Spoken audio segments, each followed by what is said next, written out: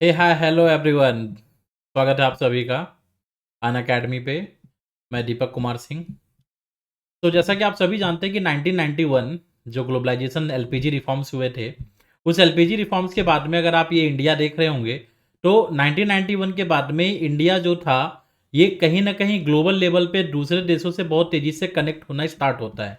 लेकिन जब दूसरे देशों की से कनेक्शन स्टार्ट होते हैं, और साथ ही साथ ये तो आपको मालूम ही होगा कि ग्लोबलाइजेशन जो है वो ज्योग्राफिकल जो डिस्टेंस होता है उसको कम करता है, भौगोलिक दूरियों को कम करता है। इस बेसिस पे जब एक देश विश्व के अन्य देशों के साथ कदम से कदम मिलाकर चलने लगता है तो उसी का इंपैक्ट हमारे यहाँ पे कम्युनल कॉन्फ्लिक्ट पे क्या पड़ता है। आज के लेक्चर में हम इसके बारे में डिस्कस करेंगे।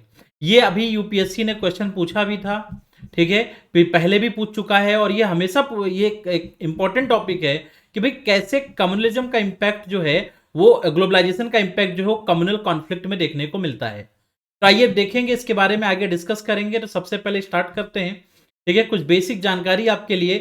50% ऑफ, जी हाँ, अगर आप अन अकेडमी के कोर्स को सब्सक्राइब करना चाहते हैं अभी आपको 50% ऑफ मिलेगा। साथ ही साथ आपको 12 मंथ का एक्सटेंशन भी फ्री मिलेगा, ठीक है। ये आपको 12 मंथ का एक्सटेंशन भी अवेलेबल है। दीपक वन कोड यूज करना है, आपको यहाँ पे दिखेगा, क्लियर है। आप मेरी पर्सनल मेंटरशिप में यूपीएससी की तैयारी कर सकते हैं। ये ऑफर एंड हो रहा है 23 दिसंबर को। आप इस नंबर पे कॉल कर सकते हैं फॉर मोर डिटेल।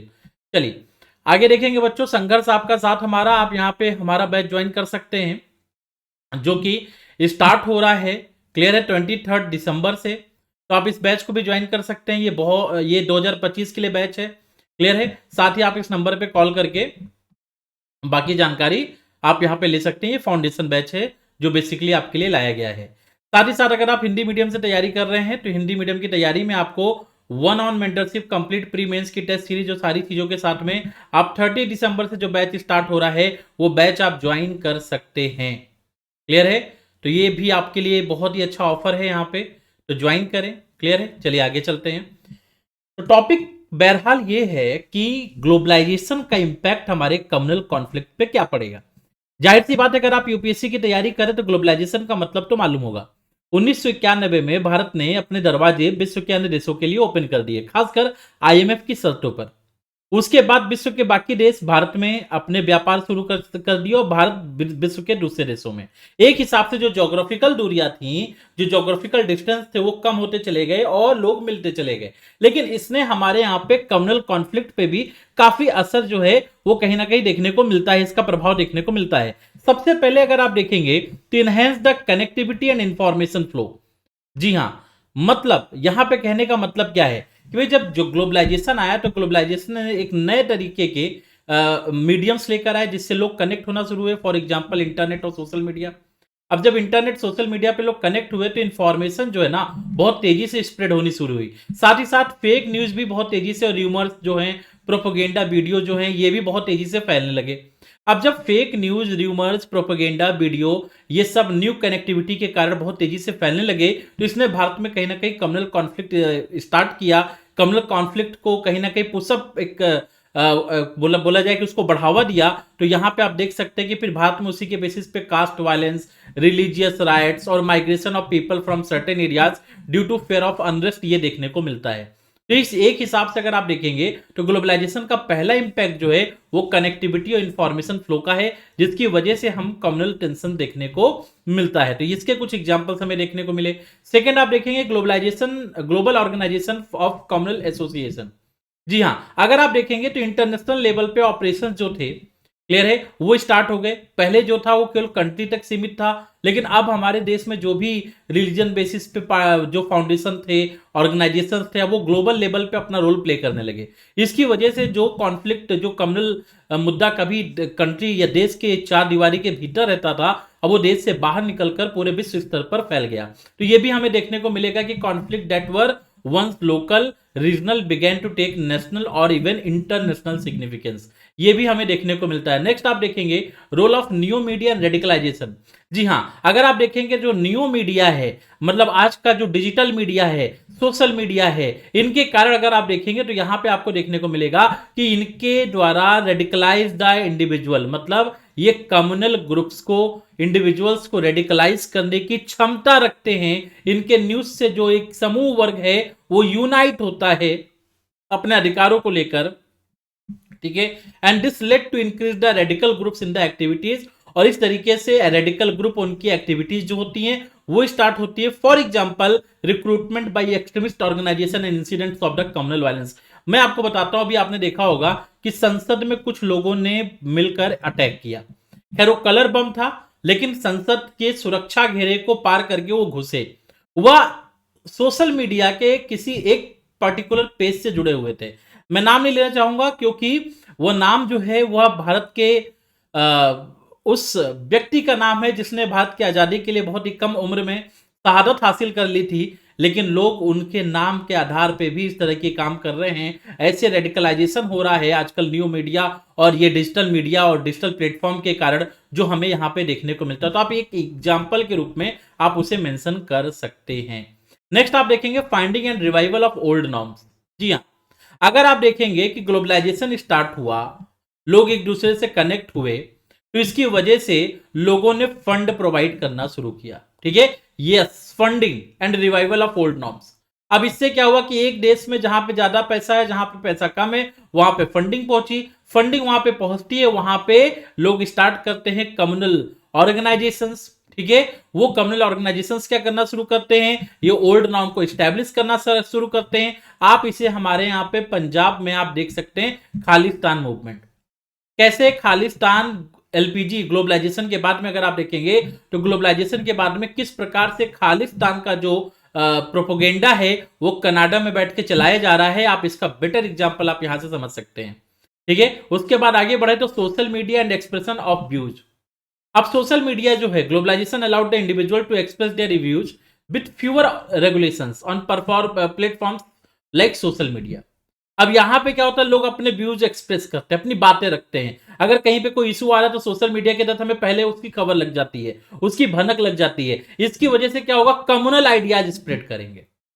जी हां, अगर कहीं पे कोई घटना हुई है, प्रशासन उसे संभाल सकता है, लेकिन सोशल मीडिया के कारण वो घटना इतनी बड़ी हो जाती है कि कल को वह घटना पूरे देश में फैल जाती है, और प्रशासन के लिए उसे कंट्रोल कर पाना उतनी आसान बात नहीं होती जो कि उससे पहले थी। एक क्वेश्चन मार्क तो हमें यहां पे ये भी देखने को मिलता है। साथ ही साथ देखेंगे rapid spread of miss information भी देखने को मिलता है। जी हां, जहां तक देखेंगे कि फेक न्यूज जो हैं वो लगातार सोशल मीडिया अन्य डिजिटल प्लेटफॉर्म के माध्यम से फैलाए जाते हैं। लोगों को अलग प्रकार की वीडियोस दिखाई जाती हैं, मॉब लिंचिंग की गलत वीडियोस दिखाई जाती हैं। कितने लोगों ने पाकिस्तान में टेररिस्ट ग्रुप को ज्वाइन किया, उनको ब्रेन वॉश किया गया उन वीडियोस को दिखाकर, और इस तरीके से एक जगह का मुद्दा दूसरी जगह पे जाता है, और इस तरीके से ग्लोबलाइजेशन कम्युनल कॉन्फ्लिक्ट को राइज करता है। इसकी वजह से आप देखेंगे that resulted in immediate and severe consequences such as lynching start हो जाता है, राइट्स स्टार्ट हो जाते हैं, sometime before the authorities could intervene. इससे पहले कि कोई गवर्नमेंट या कोई प्रशासन इंटरवेन करे, उससे पहले ही जो माहौल है वो खराब हो जाता है। तो ये तो रही बात। अगर आप यहाँ पे देखना चाहें तो मैंने इतने पॉइंट डिस्कस किए। सबसे पहले कनेक्टिविटी का, दूसरा मैंने ग्लोबल ऑर्गेनाइजेशंस का, तीसरा आप देखेंगे कि न्यू मीडिया का, रेडिकलाइजेशन का, फंडिंग का, और सोशल मीडिया एक्सप्रेशन का, और rapid spread of miss information, fake news का। ये 6 पॉइंट मैंने आपसे डिस्कस किए। 6 पॉइंट बहुत इंपॉर्टेंट है। अगर आप अपने आंसर राइटिंग को लिखते हो तो मिडिल बॉडी में आप इतने पॉइंट लिखोगे, आपको अच्छे नंबर मिलेंगे। आप इनको सॉर्ट कर सकते हो अपनी इंफॉर्मेशन, क्योंकि इतना आपको बताया गया है, आपको याद कम रहेगा। उस हिसाब से आप अपनी आंसर राइटिंग और भी बेहतर कर सकते हैं। अब यहां पे देखिए, एक तरफ है प्री ग्लोबलाइजेशन, एक तरफ है पोस्ट ग्लोबलाइजेशन। अब प्री ग्लोबलाइजेशन, पोस्ट ग्लोबलाइजेशन में क्या डिफरेंस देखने को मिलता है। प्री ग्लोबलाइजेशन में अगर आप देखेंगे तो जो कम्युनल कॉन्फ्लिक्ट थे वो कलेक्टिव होते थे, जैसा कि आपको स्क्रीन पे दिख रहा होगा।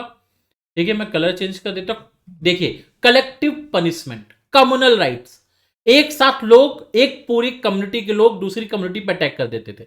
आज मामला, आज चीजें बदल चुकी हैं। आज मॉब लिंचिंग लोग करते हैं। आज ग्रुप के लोग किसी एक व्यक्ति को मार देते हैं। ऐसे टेंशन देखने को मिले। क्यों? क्योंकि पर्टिकुलर किसी कम्युनिटी, किसी व्यक्ति विशेष, ठीक है, किसी रिलीजन के प्रति किसी एक कम्युनिटी में due to fake information, fake news, social media platform, उनको रेडिकलाइज कर दिया जाता है। फिर वहां पे जो अपोजिट ग्रुप का व्यक्ति है उस एक की मॉब लिंचिंग हो जाती है। ये भी हमें देखने को मिलता है। Next, scope and intensity. पहले इसका स्कोप इंटेंसिटी लार्जर होती थी, अभी स्मॉलर है। ठीक है, mostly started from urban areas. Pre globalisation में जो प्रॉब्लम्स थी वो अर्बन से स्टार्ट होती थी, रूरल में जाती थी। अब ये तो रूरल एरियाज में भी स्टार्ट होने लगी हैं। साथ ही साथ यहाँ पे इकोनॉमिक कॉज ही होता था, लेकिन अब यहाँ पे इकोनॉमिक के साथ दूसरे कॉज भी जुड़ गए। फॉर एग्जाम्पल काउ स्लॉटर का मुद्दा उठ जाना, इंटर रिलीजियस मैरिज का मुद्दा उठ जाना, abduction of children, social media, इन सभी कारण से भी कम्युनल टेंशन राइज होते हैं। प्लान्ड एंड ऑर्गेनाइज्ड होता था पहले, अब स्पॉन्टेनियस हो जाता है। कभी भी कहीं भी लोग कम्युनिटी इकट्ठा हो जाते हैं, किसी एक घटना को अंजाम दे देते हैं। आपने कानपुर में देखा होगा किस प्रकार से कानपुर में जब प्रधानमंत्री जी का जाना होना था उसके एक दिन पहले किस प्रकार से पत्थरबाजी हुई थी, वह सडन हुआ था। अभी आपने हरियाणा का केस देखा होगा, सडन हुआ था, प्रशासन को पता चले उससे पहले हो जाता है। ये पोस्ट ग्लोबलाइजेशन में कम्युनल कॉन्फ्लिक्ट का एक रूप देखने को हमें मिलता है। मास वायलेंस अगर आप देखेंगे तो पहले था, लेकिन अब कल्चर ऑफ इंप्यूनिटी, लोग ऐसे कार्य करने से घबराते नहीं, उनको लगता है कि हम मैं बच जाऊंगा। कल्चर ऑफ इंप्यूनिटी आ जाइए, लोग पत्थर फेंकते हैं, मुंह पे रुमाल बांधकर पत्थर फेंकना, कपड़े बांधकर मुंह छुपाकर पत्थर फेंकना, ऐसे कार्य करते हैं और उनको लगता है कि अब मेरा कुछ भी प्रशासन नहीं कर सकता है। जब आप इस तरीके से भयमुक्त हो जाते हैं तो आप सबसे खतरनाक होते हैं, और खासकर कम्युनल कॉन्फ्लिक्ट में तो ये बहुत बड़े लेवल पे एक मुद्दे को क्या करता है, उठा देता है। साथ ही साथ वीडियो ऑफ वायलेंस को रिलीज करना, ये सब भी स्टार्ट हो गया due to digital media platform and globalization. तो these are the some point जिनमें मैंने 6 पॉइंट बताया कि क्या लिख सकते हो। फिर प्री पोस्ट ग्लोबलाइजेशन में कम्युनल कॉन्फ्लिक्ट के क्या रूप बदले वो भी बता दिया। अब मैं आपको बताऊंगा कि आप अपने आंसर में पॉजिटिव इंपैक्ट तो थोड़ा लिखोगे ही ना। तो पॉजिटिव इंपैक्ट में सबसे पहले कि भाई जो ग्लोबलाइजेशन है वो लिबरलिज्म भी अपने साथ लेकर आया। जी हाँ, ये अपने साथ में लिबरलिज्म, प्रोग्रेसिवनेस भी लेकर आया, जिसमें लोग अपनी जाति, धर्म, कास्ट को बुलाकर एक साथ आगे आने को तैयार हुए। Creation of institution of conflict resolution, बहुत से ऐसे इंस्टीट्यूशन जो भी अमेरिका में थे, यूरोप में थे, अब वो इंडिया में आके काम कर रहे हैं, इंडियन ऑर्गेनाइजेशन बाहर काम कर रहे हैं, जो कि कम्युनल टेंशंस को कम करने की कोशिश करते हैं। साथ ही साथ रोल ऑफ स्टेट का रोल भी बहुत तेजी से बढ़ा है, recognised need for the state to use new media and education to raise awareness. सरकार के द्वारा मीडिया का प्रयोग करके मीडिया में जाकर अवेयरनेस क्रिएट करना, सोशल मीडिया के तहत जाकर लोगों से अपील करना, लोगों के बीच में जाना, आसानी से पहुंच बना पाना, टेंशन को खत्म करने के लिए। तो ये सारे पॉजिटिव इंपैक्ट भी ग्लोबलाइजेशन के आपको देखने को मिलते हैं। ठीक है, तो इस तरीके से बहुत ही बेटर आंसर आपका प्रिपेयर हो गया। अगर आपको ये पीडीएफ चाहिए तो आप मेरे टेलीग्राम ग्रुप पे ये पीडीएफ ले सकते हैं। मेरा टेलीग्राम लिंक है @Deepak1 UPSC। साथ ही साथ अगर आप यूपीएससी की तैयारी करें तो 50% ऑफ है और 12 मंथ का एक्सटेंशन आपको मिल रहा है। आप यहां पे कोड यूज करेंगे Deepak1 और आप मेरी पर्सनल मेंटरशिप में अनअकैडमी पे यूपीएससी की तैयारी कर सकते हैं। तो चलिए बच्चों, आज के सेशन में यहीं तक रहेगा। अगले सेशन में मैं फिर से एक नए टॉपिक के साथ आपसे मिलूंगा। ठीक है, थैंक यू सो मच। ऐसी छोटी छोटी वीडियो में मैं इंडियन सोसाइटी आपको कवर कराऊंगा। Thank you.